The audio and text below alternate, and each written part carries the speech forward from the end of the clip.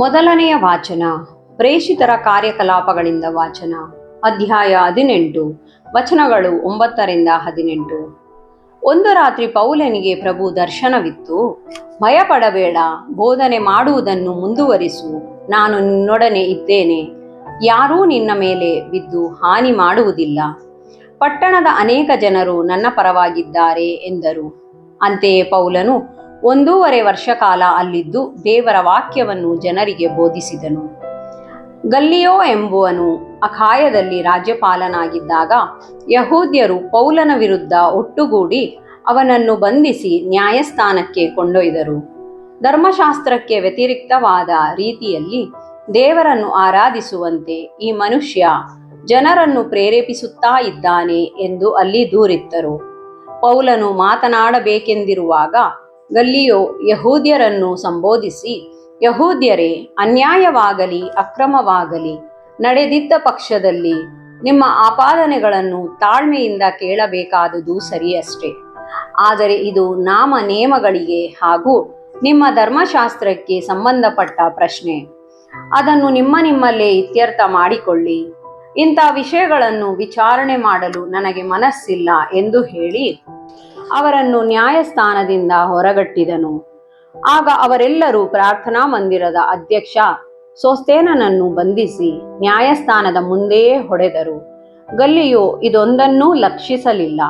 ಇದಾದ ಮೇಲೆ ಪೌಲನು ಕೊರಿಂಥದಲ್ಲಿ ಅನೇಕ ದಿನ ಇದ್ದನು. ಅನಂತರ ಭಕ್ತ ವಿಶ್ವಾಸಿಗಳನ್ನು ಬೀಳ್ಕೊಟ್ಟು ಅಕ್ವಿಲ ಮತ್ತು ಪ್ರಿಸಿಲ್ಲರೊಡನೆ ಸಿರಿಯಕ್ಕೆ ನೌಕಾಯಾನ ಹೊರಟನು. ತಾನು ಮಾಡಿದ್ದ ಹರಕೆಯ ಪ್ರಕಾರ ಕೆಂಕ್ರೆ ಎಂಬ ಸ್ಥಳದಲ್ಲಿ ಮುಂಡನ ಮಾಡಿಸಿಕೊಂಡನು. ಪ್ರಭುವಿನ ವಾಕ್ಯ. ದೇವರಿಗೆ ಕೃತಜ್ಞತೆ ಸಲ್ಲಲಿ. ಕೀರ್ತನೆ. ಶ್ಲೋಕ. ದೇವನು ಭೂಮಂಡಲಕ್ಕೆಲ್ಲ ಒಡೆಯನು. ಸರ್ವ ಜನಾಂಗಗಳೇ ಚಪ್ಪಾಳೆ ಹೊಡೆಯಿರಿ, ಸರ್ವೇಶ್ವರನಿಗೆ ಜಯ ಜಯ ಘೋಷ ಮಾಡಿರಿ. ಪರಾತ್ಪರನಾದ ಪ್ರಭು ಘನ ಗಂಭೀರನು, ಪ್ರಪಂಚಕ್ಕೆಲ್ಲ ರಾಜಾದಿರಾಜನು. ಶ್ಲೋಕ. ದೇವನು ಭೂಮಂಡಲಕ್ಕೆಲ್ಲ ಒಡೆಯನು.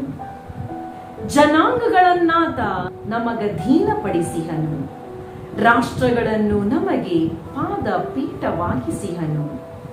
ಆಯ್ದ ನಾಡನ್ನು ಸುತ್ತಾಗಿ ನೀಡಿದ ನಿಮಗೆ, ಪ್ರತಿಷ್ಠಿತರು ನಾವು ಆತನೊಲಿದ ಯಾಕೋಬಿಗೆ. ಶ್ಲೋಕ.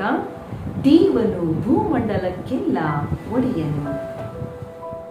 ಏರಿದನು ಪ್ರಭು ಜಯ ಜಯಕಾರದೊಂದಿಗೆ, ಆರೋಹಣವಾದನು ತುತ್ತೂರಿನಾದದ ಜೊತೆಗೆ. ಕೀರ್ತಿಸಿರಿ ನಮ್ಮ ದೇವನನ್ನು ಸಂಕೀರ್ತಿಸಿರಿ, ಕೀರ್ತಿಸಿರಿ ನಮ್ಮ ರಾಜನನ್ನು ಸಂಕೀರ್ತಿಸಿರಿ. ಶ್ಲೋಕ. ದೇವನು ಭೂಮಂಡಲಕ್ಕೆಲ್ಲ ಒಡೆಯನು. ಘೋಷಣೆ. Alleluia, alleluia. ಕ್ರಿಸ್ತೇಸ್ತು ಪುನರುತ್ಥಾನರಾಗಿದ್ದಾರೆ.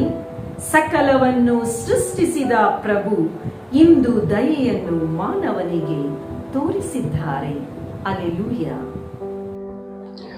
ಯೋವಾನನು ಬರೆದ ಪವಿತ್ರ ಶುಭ ಸಂದೇಶದಿಂದ ವಾಚನ. ಆ ಕಾಲದಲ್ಲಿ ಯೇಸು ತಮ್ಮ ಶಿಷ್ಯರಿಗೆ ಹೀಗೆಂದರು, ನಾನು ನಿಮಗೆ ಸತ್ಯವಾಗಿ ಹೇಳುತ್ತೇನೆ, ನೀವು ಅತ್ತು ಗೋಳಾಡುವಿರಿ, ಲೋಕವಾದರೂ ನಕ್ಕು ನಲಿದಾಡುವುದು. ನೀವು ದುಃಖ ಪಡುವಿರಿ, ಆದರೆ ನಿಮ್ಮ ದುಃಖ ಆನಂದವಾಗಿ ಮಾರ್ಪಡುವುದು. ಗರ್ಭಿಣಿಯಾದ ಸ್ತ್ರೀಯು ಪ್ರಸವಿಸುವ ಗಳಿಗೆ ಬಂದಾಗ ವೇದನೆ ಪಡುತ್ತಾಳೆ. ಮಗುವನ್ನು ಹೆರುತ್ತಲೇ ಜಗದಲ್ಲಿ ಮಾನವನೊಬ್ಬನು ಜನಿಸಿದನೆಂಬ ಉಲ್ಲಾಸದಿಂದ ತಾನು ಪಟ್ಟ ವೇದನೆಯನ್ನು ಮರೆತು ಬಿಡುತ್ತಾಳೆ. ನಿಮಗೆ ಈಗ ದುಃಖವಿದೆ, ನಾನು ನಿಮ್ಮನ್ನು ಮರಳಿ ಕಂಡಾಗ ಹರ್ಷಿಸುವಿರಿ. ಆ ಹರ್ಷವನ್ನು ಯಾರೂ ನಿಮ್ಮಿಂದ ಕಸಿದುಕೊಳ್ಳುವುದಿಲ್ಲ. ಆ ದಿನದಂದು ನನ್ನಿಂದ ನೀವೇನನ್ನು ಕೇಳುವಂತಿಲ್ಲ. ನಾನು ನಿಮಗೆ ಸತ್ಯವಾಗಿ ಹೇಳುತ್ತೇನೆ, ನೀವು ಪಿತನಲ್ಲಿ ಏನೂ ಬೇಡಿಕೊಂಡರೂ ನಿಮಗೆ ಅವರು ನನ್ನ ಹೆಸರಿನಲ್ಲಿ ಕೊಟ್ಟೇ ತೀರುವರು. ಪ್ರಭುವಿನ ಶುಭ ಸಂದೇಶ. ಕ್ರಿಸ್ತರೇ ನಿಮಗೆ ಸ್ತುತಿ ಸಲ್ಲಲಿ. ಪ್ರಿಯ ಸಹೋದರ ಸಹೋದರಿಯರೇ, ಎಲ್ಲಾ ಧರ್ಮಗಳು ಒಂದು ಸತ್ಯವನ್ನು ಒಪ್ಪುತ್ತವೆ. ದೇವರು ನಮ್ಮ ಭಾಷೆಗಿಂತ ದೂರ, ವಿವರಣೆಗಳಿಗಿಂತ ಅತೀತ. ಕ್ರೈಸ್ತ ಧರ್ಮದ ವಿಶ್ವಾಸದ ಪ್ರಕಾರ ಈ ಅತೀತ ದೇವರು ಯೇಸುಕ್ರಿಸ್ತರಲ್ಲಿ ಪ್ರಸನ್ನಗೊಂಡು ತನ್ನನ್ನೇ ಪ್ರಕಟಿಸಿದ್ದಾನೆ. ಈ ದೇವರನ್ನು ತಂದೆ ಎಂದು ಕರೆಯುತ್ತೇವೆ. ಈ ತಂದೆ ನಮಗೆ ಕೊಡುವುದೆಲ್ಲ ಆತನ ಪುತ್ರನ ಮೂಲಕವೇ. ಅಂತಿಮವಾಗಿ ಆತನ ಪುತ್ರನೇ ದೇವರ ಕೊಡುಗೆ. ತಂದೆ ಮತ್ತು ಪುತ್ರನ ನಡುವಿನ ಈ ಬಾಂಧವ್ಯವೇ ಪವಿತ್ರಾತ್ಮವಾಗಿ ಪ್ರವಹಿಸುತ್ತದೆ. ಯೇಸು ನಿಶ್ಶಬ್ದದ ಮೌನ, ಮೌನದ ಭಾಷೆ, ಅತೀತ ಅನುಭವ. ದೇವರ ಶಕ್ತಿ ಅತೀತವಾದ್ದರಿಂದ ಅದನ್ನು ಕಾಣಲು, ಸ್ಪರ್ಶಿಸಲು, ಅನುಭವಿಸಲು ಕಷ್ಟ ಸಾಧ್ಯ.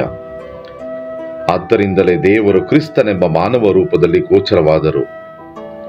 ಈ ಕಾರಣದಿಂದಲೇ ಯೇಸು ಹೇಳಿದ್ದು, ನನ್ನನ್ನು ಕಾಣುವವನು ನನ್ನ ತಂದೆಯನ್ನೇ ನೋಡಿದ್ದಾನೆ. ತಂದೆಯಲ್ಲಿನ ಸಂಪೂರ್ಣತೆ ಪುತ್ರನೇ ಆಗಿರುವಾಗ ಪುತ್ರ ಮತ್ತು ತಂದೆ ಒಂದೇ ಆಗಿದ್ದಾರೆ. ಈ ಪುತ್ರನ ಮುಖಾಂತರ ನಾವು ದೇವರನ್ನು ಅಪ್ಪ, ತಂದೆಯೇ ಎಂದು ಕರೆಯಲು ಸಾಧ್ಯ, ಅವರನ್ನು ಸ್ಪರ್ಶಿಸಲು ಸಾಧ್ಯ, ಅವರೊಂದಿಗೆ ಮಾತನಾಡಲು ಸಾಧ್ಯ. ಇಂದಿನ ಶುಭ ಸಂದೇಶವನ್ನು ಸ್ವಲ್ಪ ಗಾಢವಾಗಿ ಚಿಂತಿಸಿ ನೋಡಿದಾಗ, ಕೇಳಿರಿ ಕೊಡಲಾಗುವುದು, ಹುಡುಕಿರಿ ಸಿಗುವುದು, ತಟ್ಟಿರಿ ತೆರೆಯಲಾಗುವುದು ಎಂದು ಪ್ರಭು ಯೇಸು ಶುಭ ಸಂದೇಶದಲ್ಲಿ ಹೇಳಿದ ಮಾತು ನೆನಪಿಗೆ ಬರುತ್ತದೆ. ದೇವರಿಗೆ ನಮ್ಮ ಕಷ್ಟಗಳು, ನೋವುಗಳು, ಕೋರಿಕೆಗಳು ತಿಳಿದಿದ್ದರೆ ನಾವು ದೇವರಲ್ಲಿ ಮೊರೆ ಇಡಬೇಕಾಗಿದೆ. ಜೀವನದಲ್ಲಿ ಹಲವು ಬಾರಿ ಬೇಡಿಕೊಂಡಿದ್ದು ದೊರಕದಿದ್ದಾಗ ನಿರಾಶೆಯಾಗುತ್ತದೆ. ಪ್ರಭು ಯೇಸು ತಮ್ಮ ಶಿಷ್ಯರಿಗೆ ವಿಶ್ವಾಸಭರಿತ ಪ್ರಾರ್ಥನೆ ಖಂಡಿತ ನೆರವಾಗುವುದರಲ್ಲಿ ಸಂದೇಹವಿಲ್ಲ ಎಂದು ತಿಳಿಸುತ್ತಾರೆ. ನೀವು ಪಿತನಲ್ಲಿ ಏನು ಬೇಡಿಕೊಂಡರೂ ನಿಮಗೆ ಅವರು ನನ್ನ ಹೆಸರಿನಲ್ಲಿ ಕೊಟ್ಟೇ ತೀರುವರು ಎನ್ನುತ್ತಾರೆ.